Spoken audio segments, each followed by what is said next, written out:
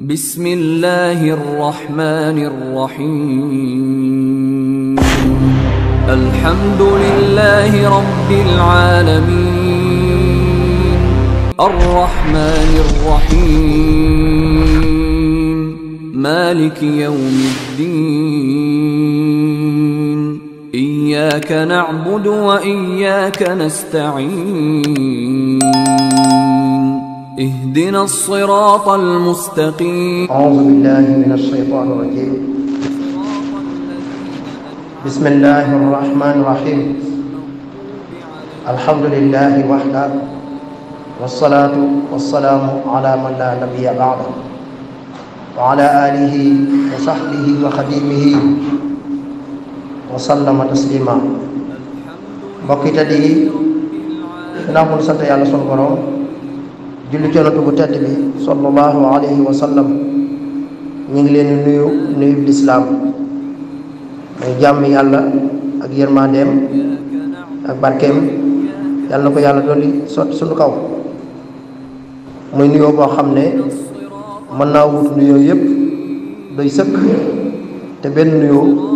mënu koo wuutu ba doy loolu mooy asalaamaaleykum wa rahmatullahi wa barakaatuhu. kon ñu fas yéene door téere bii di muxtasar al axdari li cheikh sayidi abdirahman fi l ibadat ala madhabi al imam malik ibn anas radiallahu anhuma amin mbokk yi téere bi lañ fas yéene tàmbali insha allah di ko def bayaan ba nu sopp yàlla sunu borom mooy muxtasar al axdari mag ñi daan ko firee ci firi bu gàtt te leer mooy làq jariñu laxdari wu téere bu siiw la ci sow jant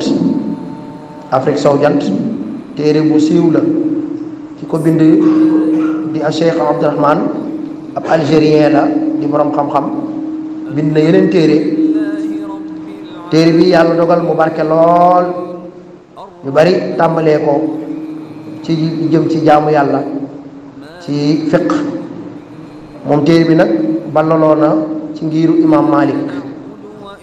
malik mi nga xam ne ngiiram moom lañu cheikhul xadim joxoñ dañu jàppalee ci ngiiru imam malik téere bii nag kon ci loolu la ballaloo téere bi cheikhul xadim taalifaat na ko tuddee ko al jawharu nafis nga xam ne ca téere ba boo demee sax maa nga naan la waxi sang bu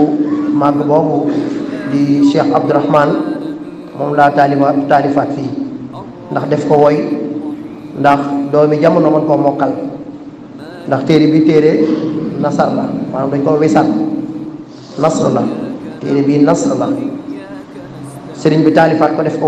woy ko ngir mu neex a mokkal ci doomi jamono yi